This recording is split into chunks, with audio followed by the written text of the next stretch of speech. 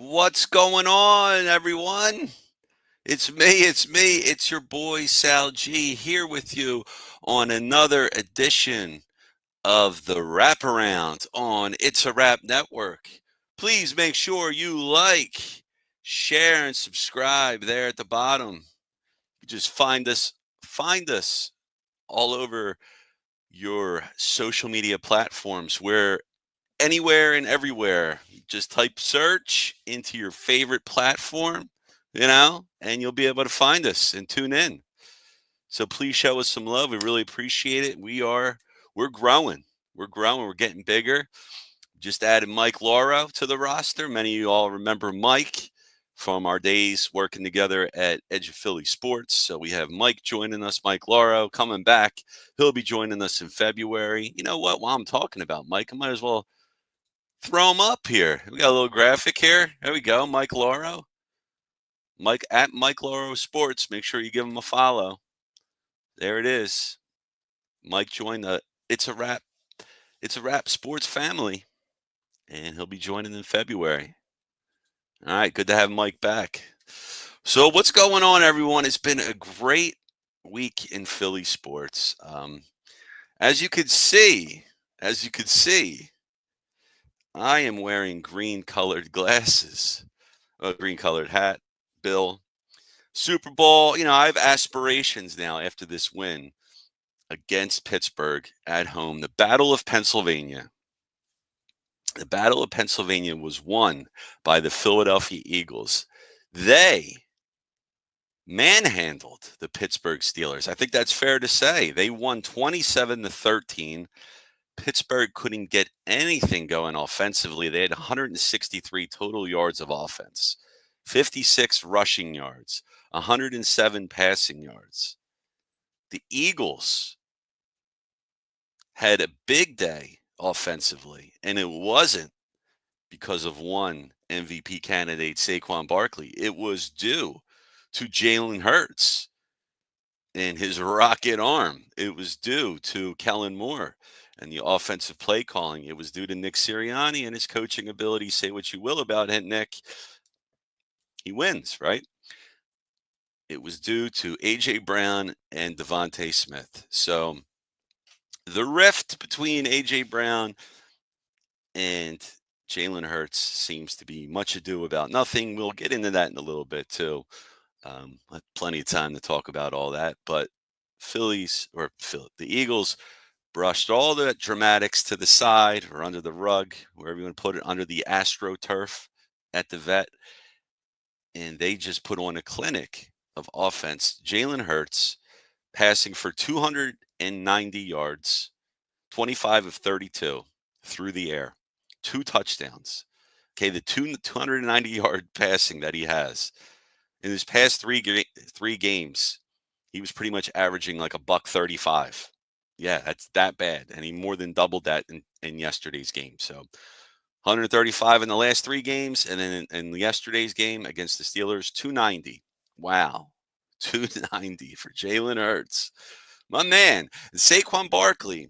Well, he had a tough go yesterday. I mean, he was only going up against the 4th-ranked rushing defense in all of football. The Steelers only give up 91.5 rushing yards per game. So Barkley had a tall task ahead of him. But as we've seen for most of the season, Barkley's able to persevere even against the toughest of defenses and just gash and wear down and just run through the middle and run circles and do backwards butt jumps over everybody.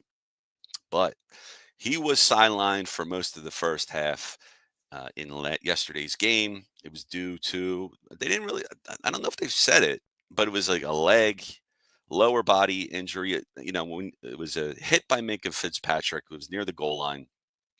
And Barkley got hit low and kind of fell on the side of his head, too. So you didn't know if he was getting evaluated for a concussion. He did go in the blue tent. Luckily, I don't think there was a concussion because he was on the sideline with his helmet on. So anybody that got their bell rung like that, if it were a concussion, he wouldn't have his helmet on. He probably wouldn't be on the sideline. He'd be getting the care, and the doctors would be taking a look at him. So it must have been some type of leg injury. But he came back in the second half, and he he had an okay game. He was only 19 for 65. His longest run was 22 yards. Yeah, it's not the typical 40, 50, 60, 70-yard runs we've been seeing from Saquon this year, but he did enough to help balance this attack. I mean, really, it was all about Jalen Hurts and Devontae Smith and A.J. Brown. I mean, A.J. Brown, squeaky wheel gets the grease. Although I think A.J. Brown got some un, un, unfair criticism toward him, calling him a diva receiver. The only thing he said was passing. That's it. That's all he said. What's wrong with this offense? Passing. So, yeah, first thing you think about is, well, passing, quarterback. Quarterback's not throwing it to me.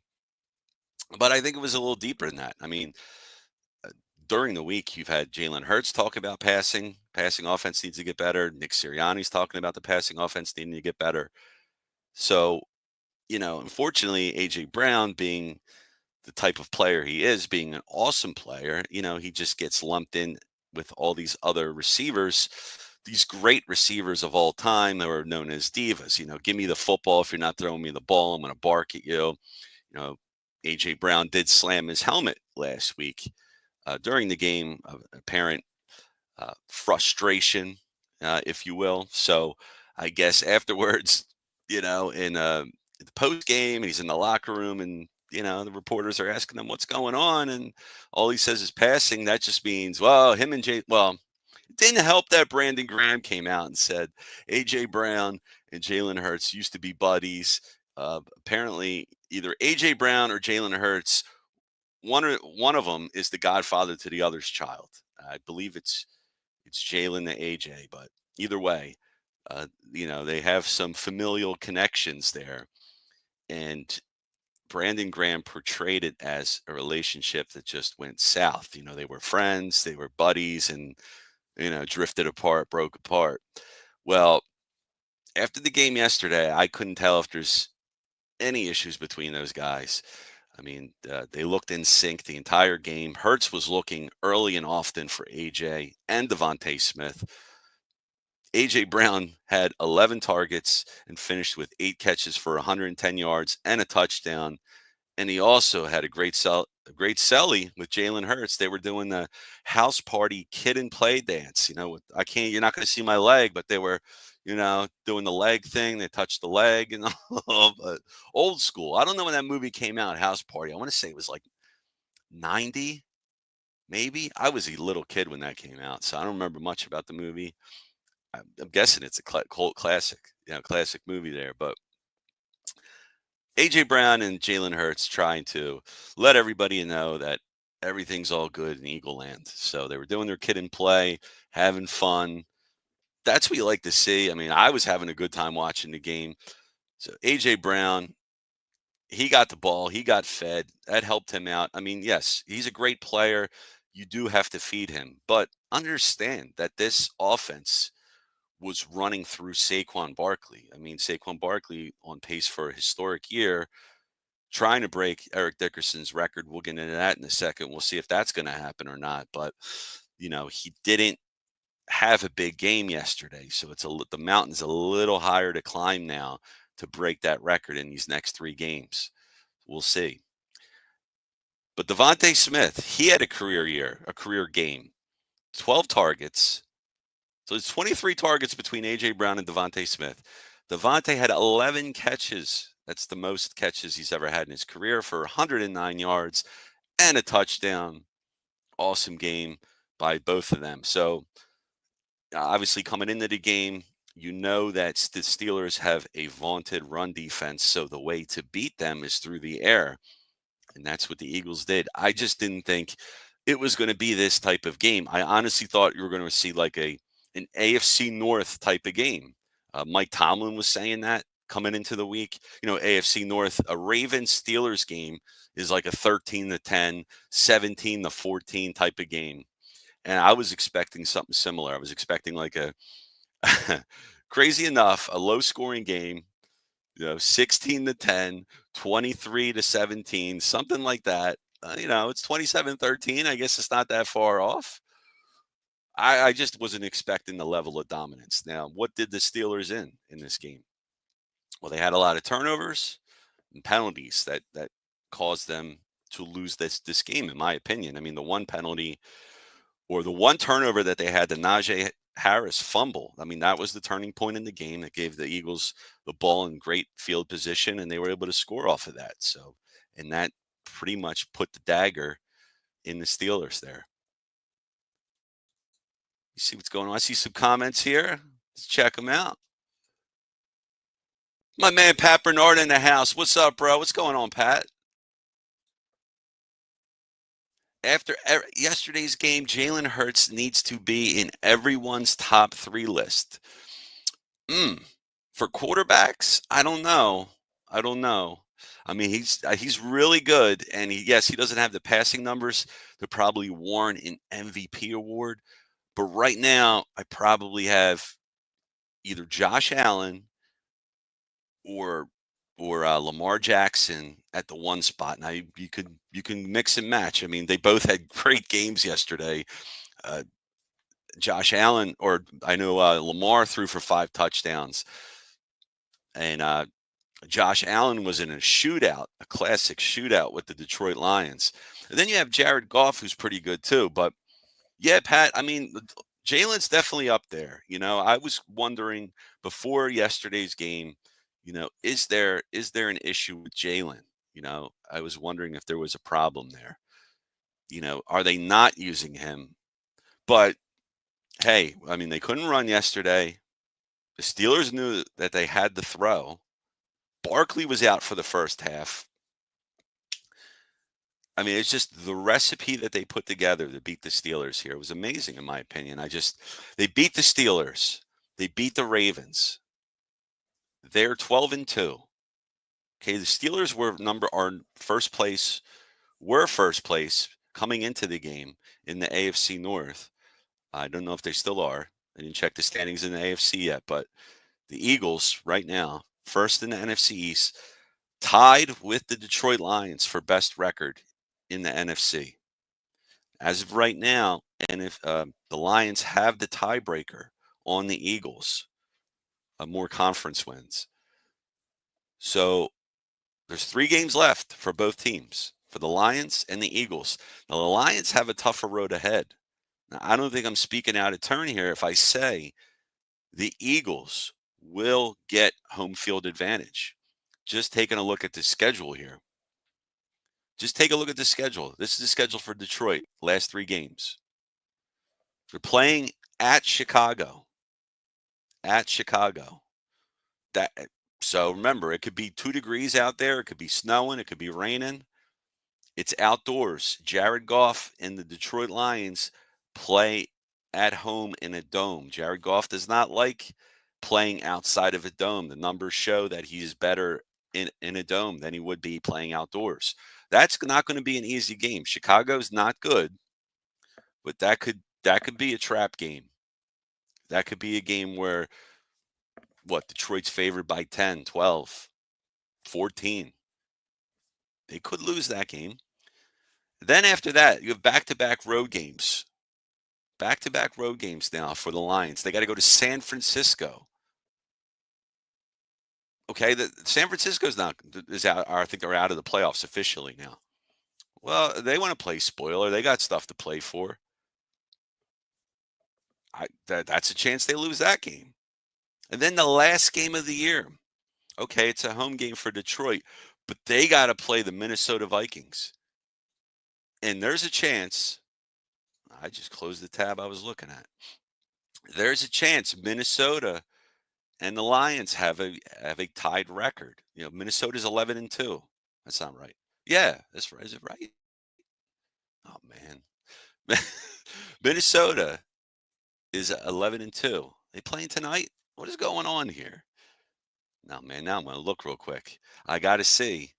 See, I should know this stuff. They are. They're playing tonight. They're playing Chicago tonight. Minnesota's at home. All right. I'm going to say Minnesota's going to win the game. So they're going to be 12-2. Okay. That ties them with the Lions. It ties them with the Eagles for best record in the conference. I think the Lions still have the tiebreaker. But the Vikings and Lions still have a lot to play for. What the Vikings do in the last game of the season, there's a chance that game means a lot to Minnesota. trying to beat the Lions for that top position. And if they can't get that first round bye, right now they're currently in the fifth seed against the Rams, who are number 4. So, and I'm showing the Eagles as of right now. This is the season ended today. The Eagles would be playing the Commanders, who the Eagles go and play on the road next week. So this is a big that's a big game for the Eagles. The Commanders are a good team, not to be taken lightly. Now you kind of wonder if that's going to be a letdown game. You're all amped up. You beat the Steelers. You won the state championship here. Who's the best in state? And now you got to go to Washington. But Detroit playing the Vikings, playing the Niners on the road, playing the Bears on the road is a lot tougher than the Eagles having to play at Washington. Yeah, that's a tough game. But then Dallas at home at the Link, I'm not scared of that at all. The Giants at home at the Link, who's throwing? The Giants are better off having Danny DeVito be quarterback than Tommy DeVito. And I like Tommy Cutlets. Oh, well, come on. This 3-game schedule for the Eagles is a lot juicier than the one that the Lions have. That is not an easy schedule for the Lions. Playing Minnesota in that final game, that more than likely will mean something.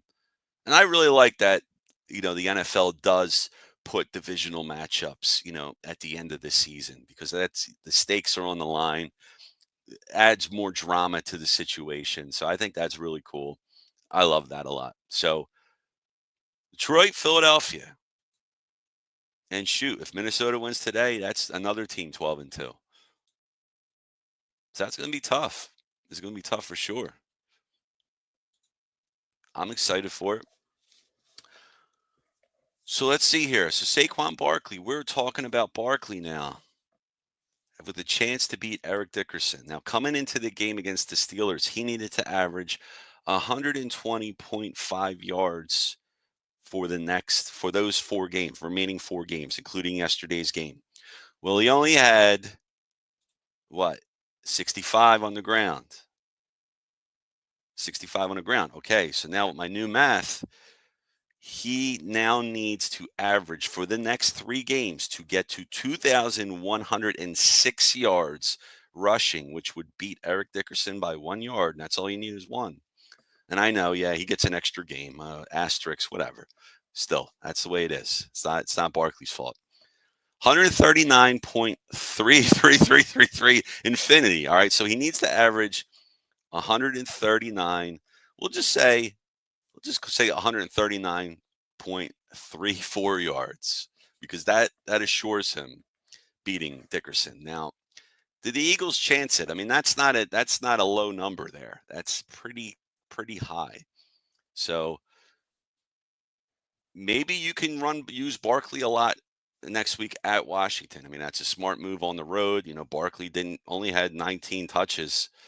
Was it 19? 21 touches. He had 21 touches in the game. Maybe they let him loose if he's feeling good.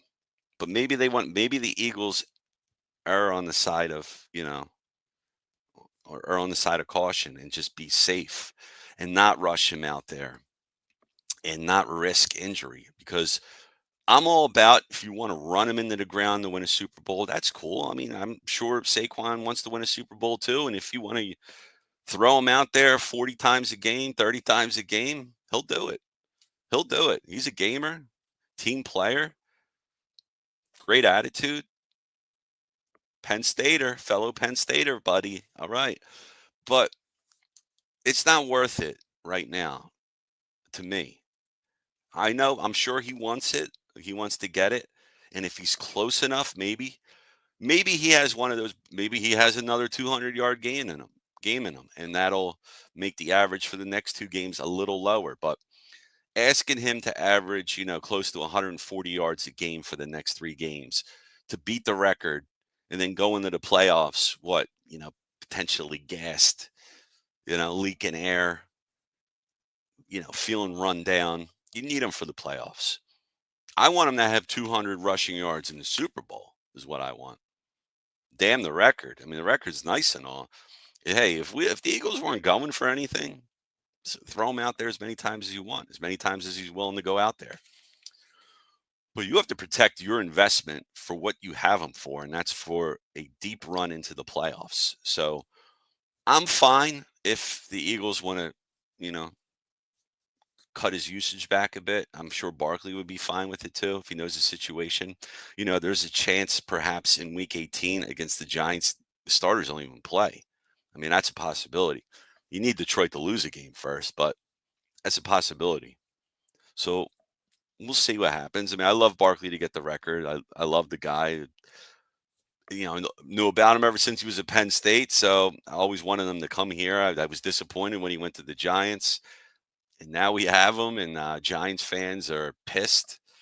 Don't be pissed at Saquon, Giants fans. Be pissed at Giants ownership for being dopes and, not signing them. Now, I get why they didn't sign them. They weren't going anywhere. What are they going to give a ton of money to a guy who's nearing 30 and has so much mileage on him? What's the point? But Giants fans, don't be mad at Saquon. Not his fault. Giants didn't want him. It's as simple as that. There were some injuries in the game. We got to talk about them. Now, on the Pittsburgh side, you had TJ Watt and Cam Hayward. I'm sorry, TJ Watt was hurt, but TJ Watt and Cam Hayward, that duo is one of the top pass rushers in the NFL. TJ Watt, defensive MVP, stud player. It's a shame. He looked like near the end of the game there, he messed up his ankle. Um, I don't know what they called that. Is if what type of injury it is. Hopefully he's back soon. I hate to see those type of injuries.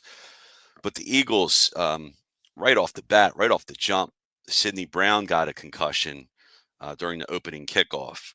That hurts. That's some depth there. And then who else got hurt?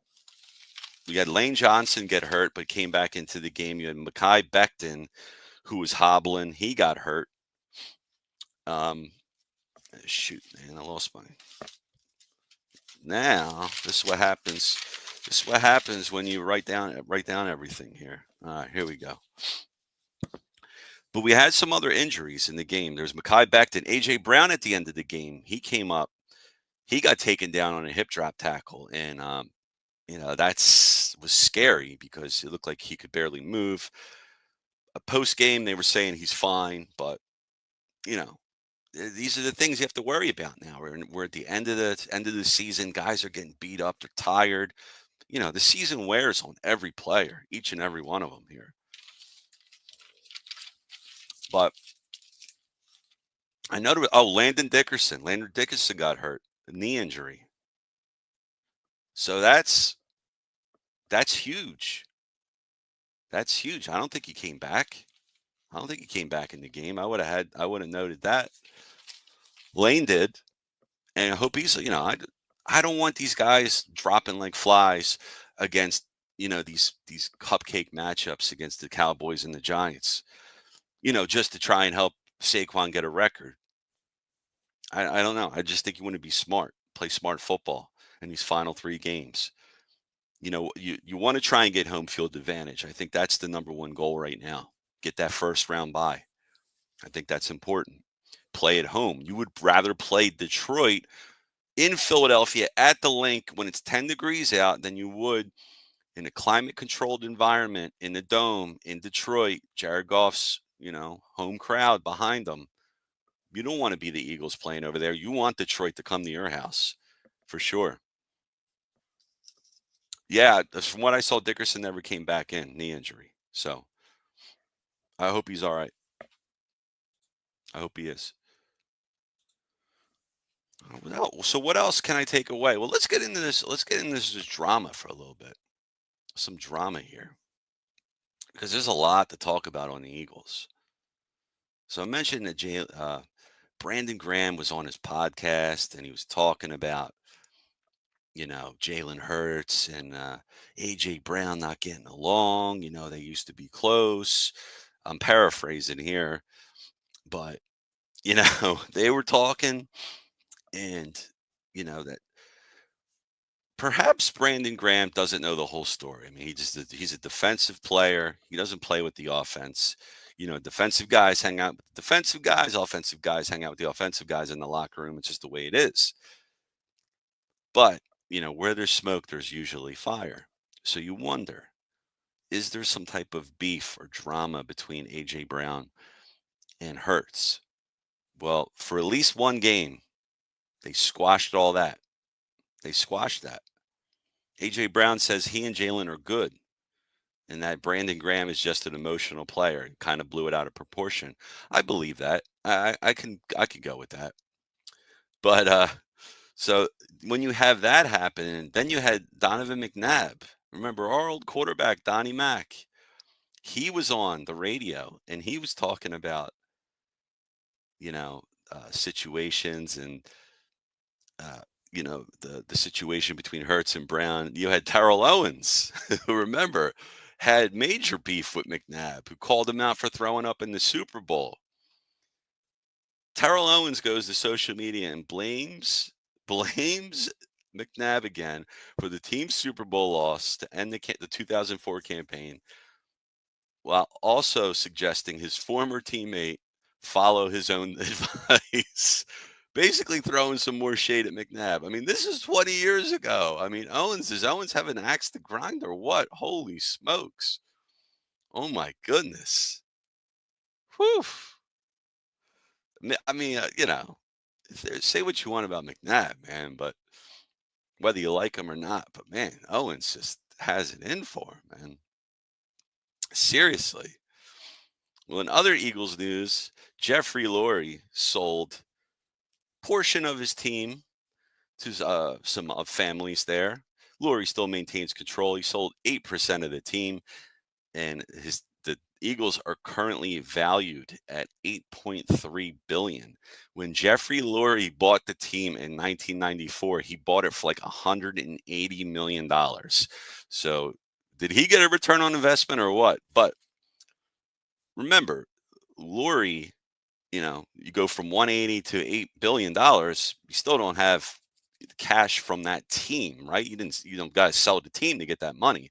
So selling a little piece of the team there, what you figure 8.3 billion, 8%.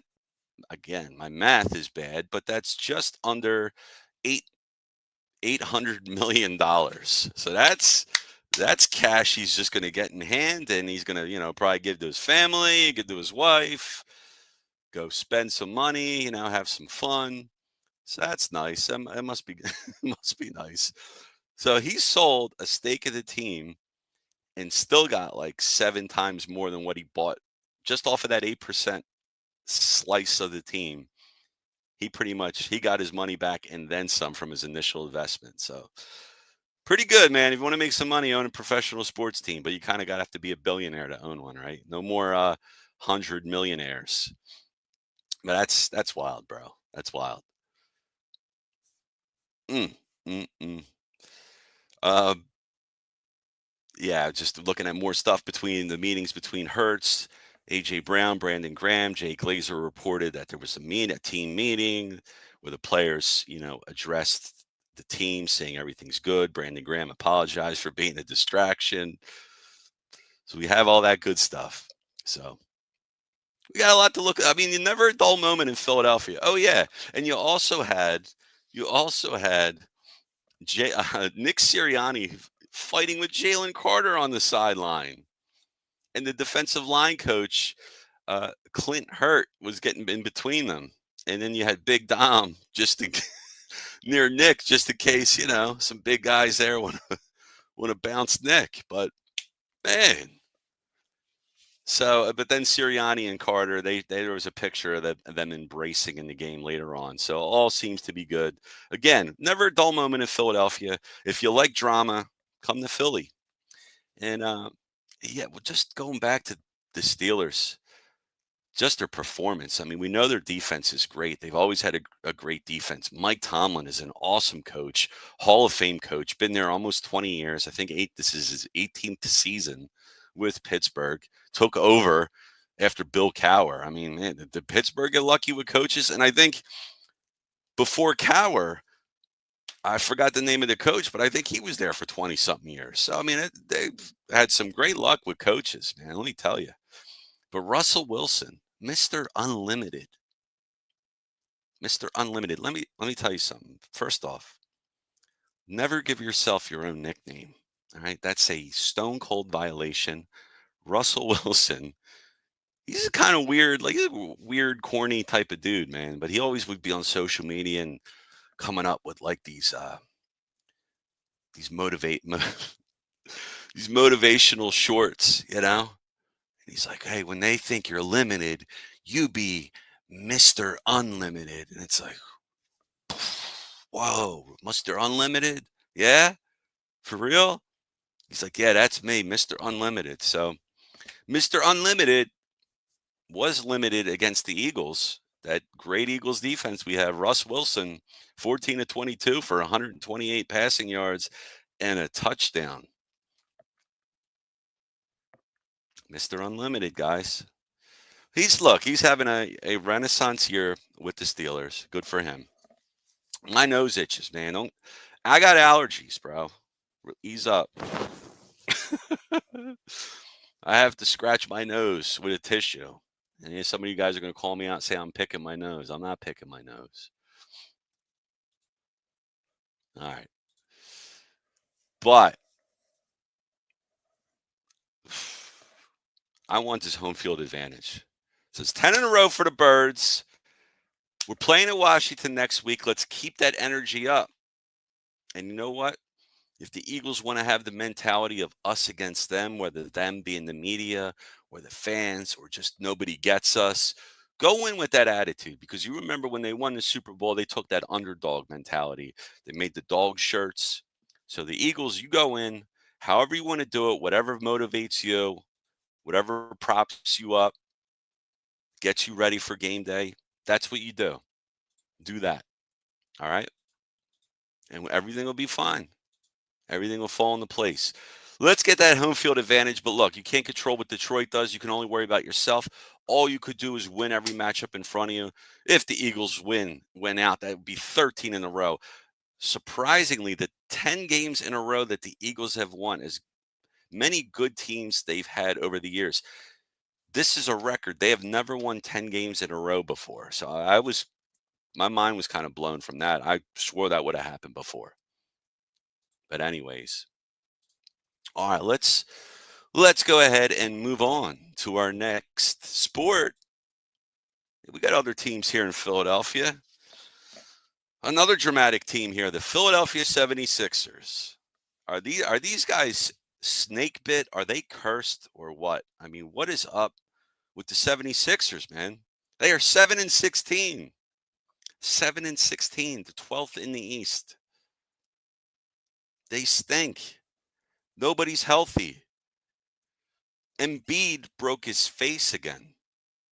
That is the third time in 9 years Embiid fractured his face. Do you know, in the history of the NBA, I saw this going back. I mean, with just the history of the NBA, there's only like a dozen facial fractures, and Embiid has three of them. I mean, that's ridiculous. Ridiculous. The Sixers only had one game this week. I don't know what the long layoff was about. I guess because of the Play-in Cup and all, which the Sixers were never going to win anyway, whatever that cup's about. 0-1. They lost to the Pelicans, who stink, but I guess they're better than the Sixers. But the injuries, man. Embiid has a broken face. He's going to get reevaluated again next week. And I don't know how soon he's going to come back from that. I don't know how quick, if he can don the Phantom of the Opera mask again and get busy. You know, he's done it before. I don't know. I don't know. I don't know how motivated Embiid is. And I hate saying that because I don't think he's soft. I really don't. To break your face 3 times in 9 years, that is some bad ass luck. And let me tell you, it's not normal for that to happen. All right. It's a shame. It's bad luck. And then you Jared McCain with some more bad luck. Towards meniscus, out indefinitely. That's probably the rest of the year, if not most of it. So now what, Sixers? Are they still going to sell? Are they going to buy? Before this happened, Sixers owner, or Sixers GM, Morey, and leadership were talking about buying. We're still talking about buying, and kind of worried that if they were buying, they were going to sell McCain. And I don't want McCain to be hurt. I don't wish him hurt. But is it a good thing, perhaps, that he is hurt? Because if the Sixers had any notion of trading him, that's long gone now because he's a hurt player. He's not going to be able to help anybody unless the team thinks about next season. I don't want him to move McCain. I think he's a star. He was in the lead for Rookie of the Year before he got injured, and he looks legit. So you can build around him. Forget about building around Embiid and Paul George, who you brought in as a merc, who doesn't seem to be working out quite yet. But you build around Maxey, McCain, and you have capital. Maybe you bring in the next stud free agent, whoever that is. You have a new big three. I was thinking we're going to have a big three, big four with McCain. That's gone. Embiid, we don't know. Paul George is what? You know, sometimes he's all right, sometimes he's not. And then Maxey, he had his own injuries. You can't put it all on Maxey's shoulders. Can't be like that. I don't know. If the Sixers were to trade for somebody, would it be Jimmy Butler? I don't think he's coming here. That he wasn't mentioned as a player that could be coming here, but I mean, this just seems like a lost season to me for the Sixers. I don't see them winning anything. And history shows that even if they were to make the playoffs, the best thing that can happen to them is that they get bounced in the first round. That's the best thing because of the awful start they had to begin the year. They're going to get bounced in the first round. So what's the point? Blow it up. Blow it up. Start over next year. Sixers have multiple first round draft picks in 26 and 28, plus a possibility of a pick swap with the Clippers in 29.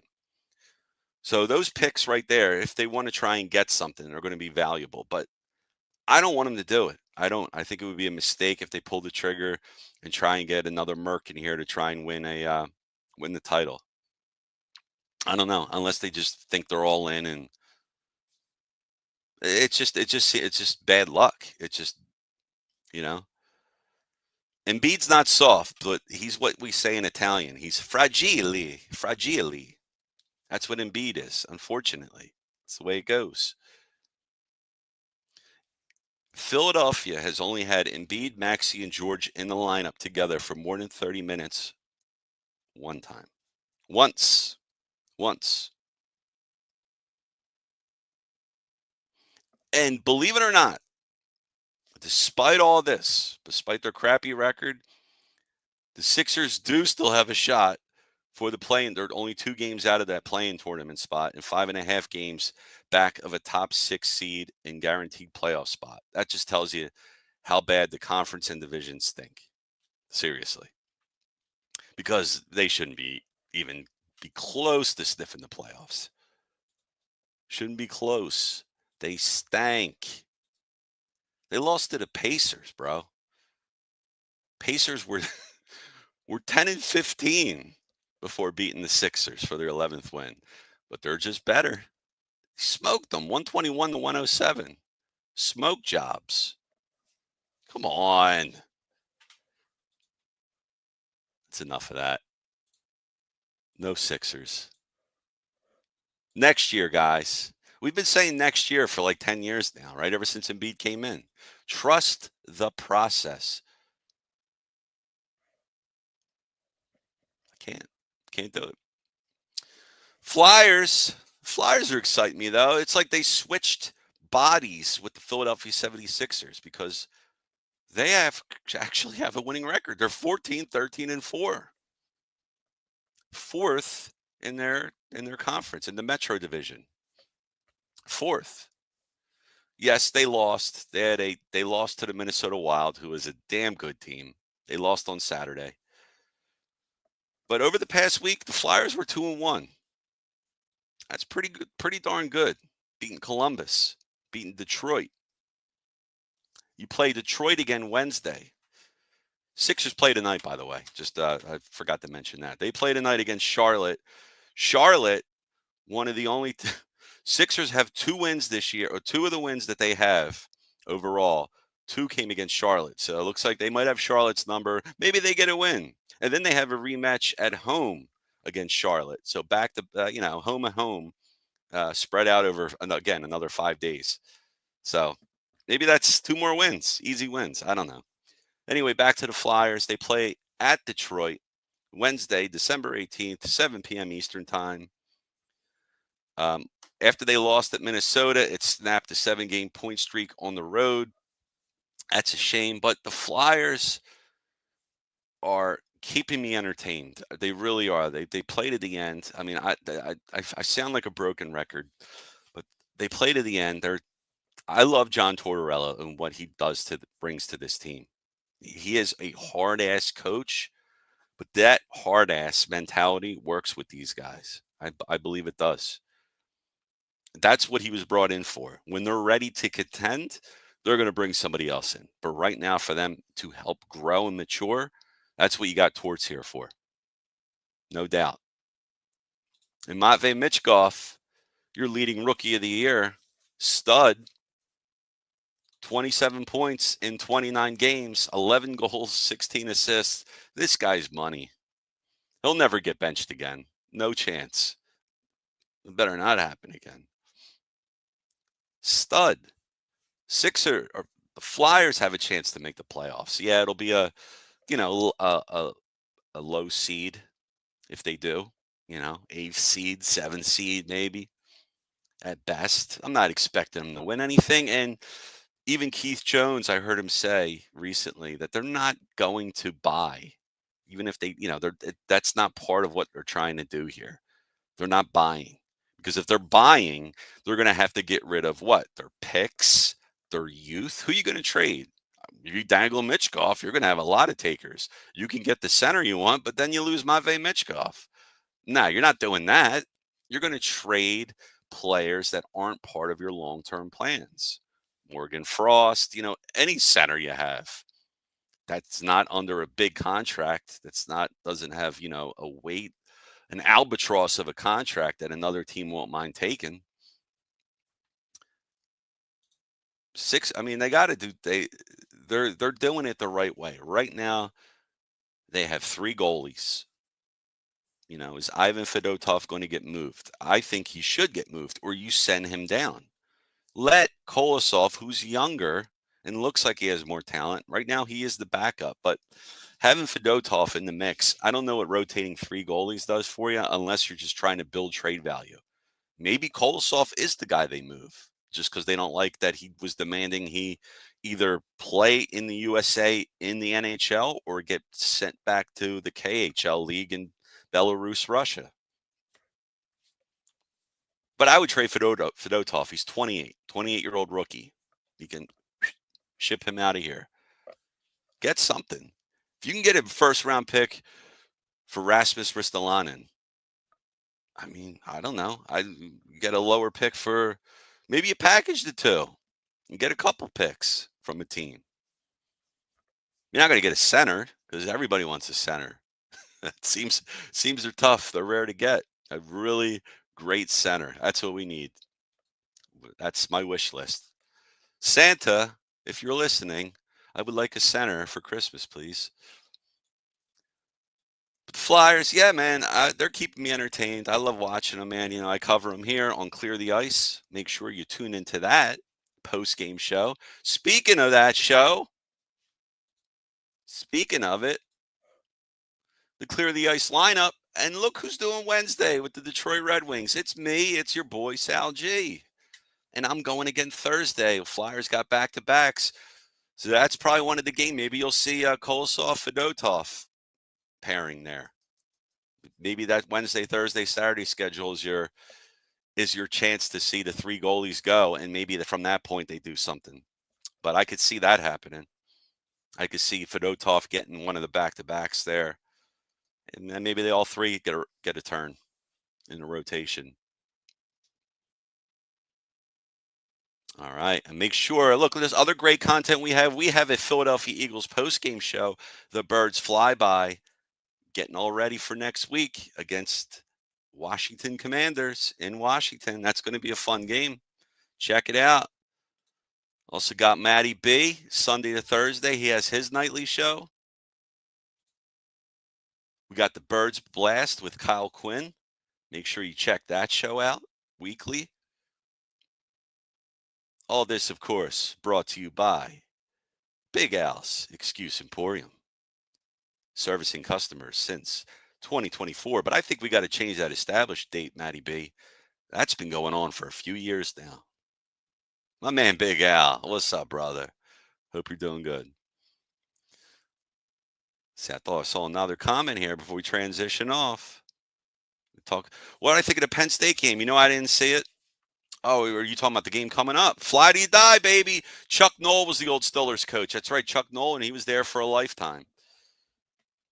That's right. It was Chuck Noll, Cowher, and Tomlin. I mean, crazy, right? Crazy coach. Crazy coaches there. Been there. All them guys been there for at least a decade each.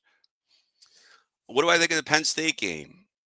Man, I didn't even check it. I know they lost to Oregon in the Big Ten championship, and they got smoked. But Oregon. I say Oregon, but it's Oregon. I know it's weirder to say that. I hope they win, man. I'm going to check that out. I think that's on at 12 o'clock on Saturday, right? Fly till you die. If you guys know, that's my Flyers slogan, and they stole that from me. The Flyers stole that from me, Chris. You remember, we were talking before. You told me one year they took on the motto, fly or die. And I said, I want royalties. And you said, good luck getting them. I'm trying to get them. I want them royalties. Fly till you die. If I work for the Flyers, that's going to be it. Remember that, guys. Hashtag fly till you die. What is going on with Penn State real quick? I'm just going to check. I got to look. 12 o'clock. They play, is it, oh my God, I don't even know who they are. Sam Madison University? Who? Yeah, I don't even know. Oh, man. Who? Sam Madison? Is that right? Is that the name? I don't even know, man. I think it's Sam Madison University. I'm wondering if I'm just making colleges up. It's going to be fun. I'm excited to watch that game. I'm glad it's on at 12 and not like 8 o'clock. And Adam, what's up, brother? What's up, Sal? Fly, Eagles, fly. Of course, that's another slogan we live by here. Fly, Eagles, fly. Hashtag that. Love it. Adam, it's 13 in a row, man. It's going to happen. Right. SMU, Skip. But is SMU Sam Madison University, or am I just making that up? Am I thinking of Sam Houston University? Tell me what it means, Chris. All right. Well, I got some, let's get into some Phillies, man, because you know what? I'm a little ticked off right now at the Phils because it just seems like everybody's doing something in the league except the Phillies. And you're going to have Dave Dombrowski go, "Whoa, we got Jordan Romano." All right, dude, but he was hurt like all last year. Who do we have? We didn't get Soto. Okay, that was a pipe dream. That wasn't going to happen. I get it. Kyle Tucker, there was rumors about Kyle Tucker. No, he got traded to the Cubs. Can we get Alex Bregman at least? I mean, somebody. Because you know what? Devin Williams, he was a reliever I wanted. I thought maybe we could trade Alec Bohm to the Brewers for him. No, he got traded to the Yankees. So the Yankees, they're getting their consolation prizes when they couldn't win the Soto sweepstakes. There was a rumor that the Phillies touched base with Teoscar Hernandez. Look, I like Teoscar, man, but that is another Nick Castellanos in your lineup, man. I don't want another guy like him. And my fear is that the Phillies bring in a guy just because he's right-handed and he's going to have the profile of every other hitter in your lineup. A swing first guy that doesn't walk. So it's going to be Teoscar Hernandez, which I don't want, or it's going to be, oh my God, there was another one. The guy from Anthony Santander is going to be that guy. Same guy, free swinger. Yeah, he hit 42 home runs last year. But man, his on base is like 285. Man, I can't. I can't do it. I want on base machines, man. And Bregman at least gives you that. I get it. He's old. I wouldn't give him a long term deal. Give Bregman a deal with an opt out. Let him opt out. Or you pay him that. You pay him to leave. 3 years with an opt out. 2 years with an opt out. Shoot, I saw what's his name got signed, and it had a 1 year opt out in there. I can't think of it now. Of course, I don't have it here. But there was a 1 year opt out. And I was like, damn, why couldn't the Phillies do that? Garrett Crochet, a pitcher I wanted, he gets traded to the Red Sox. Max Fried signs with the Yankees. I didn't want him anyway. He got way too much money. Good on his agent from getting him that, but that's just the Yankees trying to appease their fans because they lost Soto. So they got Max Fried, they got Devin Williams. I mean, that's nice moves, but it's not, it's not Juan Soto. So we get Jordan Romano and everybody else who I wanted leaves. Who are we going to get, man? Pete Alonso? Like, where's he going to play? You're going to put Schwarber back in the field? You're going to put Harper in left field? Oh my God, please don't. You can't. I don't know what they're going to do. Honestly, I'm kind of annoyed. I'm kind of annoyed. Look, I know to expect them to give a guy like $300, $400 million, I know that's not going to happen. But here's the thing. You have Alec Bohm, and you're trying to shop him. And guess what? Nobody wants him. Nobody wants him for what the Phillies went to the Mariners. They go, oh, yeah, Alec Bohm. And they're like, yeah, we got some interest. What are you thinking? They're like, George Kirby. They're like, you kidding me, dude? George Kirby. Who was the other guy? Oh, man, another guy, too, on the Mariners. Stud player. There's no way they're getting those guys for Bohm. There's no way. You go, all right, you train Ranger Suarez? Yeah, there's a lot of demand for a left-handed starting pitcher, for sure. But you need another player, and that you can't just get rid of Suarez and have nobody. And you could say, well, but Andrew Painter. Remember, Andrew Painter will take Taijuan Walker's spot when he fizzles out in mid-May because the Phillies are going to let him go at it again. Try and wait till mid-May because they're going to try and delay Painter's call-up time. That would be beneficial for the Phillies. It gives them an extra year of service time if they can do that. So they're going to try to. I believe it's May. There's not an exact date, but I mean, the Phillies know it. They're not going to tell you that's what they're going to do because technically not allowed. Players union can file a grievance. But it just seems like everyone is getting better except the Phillies, and I'm just kind of annoyed by it, and it's kind of getting on my nerves. Thank you, Adam. I appreciate it, brother. Southern Methodist University. Thank you. Thank you. I never would have got that. I don't know who Sam Madison is, but I made that up. I'm going to make a new college up called Sam Madison. Southern Methodist. All right. Everybody, are they good? Are they really good? I'm pissed we missed out on Kyle Tucker. Man, I know Kyle Tucker was a left-handed bat, but if we could have got him, I don't care if you're left-handed heavy then at that point. Tucker's a beast. Oh my goodness.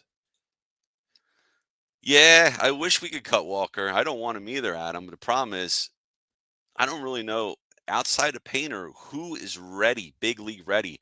I think the Phillies, what they should do with that number 5 spot, and they did it this year. They had Turnbull on a $2 million deal.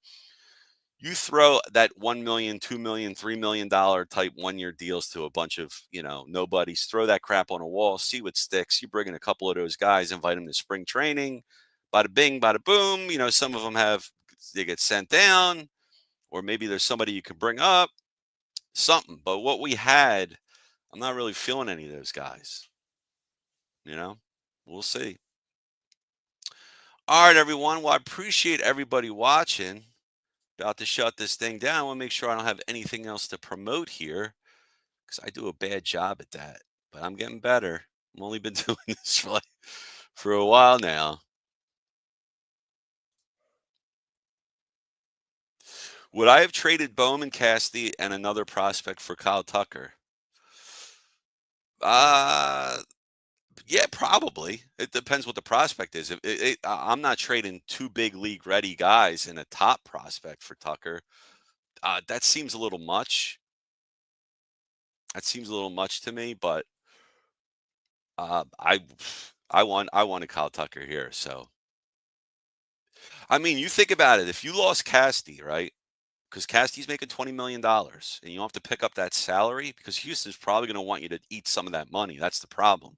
Boehm's not making anything yet significant, but that's what you would have to have happen. And then maybe you could throw that 20 million, and you want to bring in a Santander now, a 40 home run bat from the right side, because now you got Kyle Tucker playing the left, playing a left-handed bat. Oh my God, you could put Tucker in right field and Santander in left. Yeah, I'd be down with that. If you could do if that all that could happen, Adam, if you could tell me that all that could happen, and Santander is the replacement for Castellanos or the left field replacement, that's a right-handed bat. Yeah, that gives you 40 home run pop. Yep, I would do that for show. All right, guys, about to wrap this up here. So I appreciate everybody listening in. Make sure you check us out. We got all these great shows I was telling you about. Give us a like, share, and subscribe. Tell all your friends. You're going to see me on Wednesday night doing Clear the Ice for the Flyers on It's a Wrap Network. Tune in. Be there or be square, as they say. Great show. Appreciate it, Adam. Appreciate everybody listening. Talk to you all next time. Take care, everyone. Peace.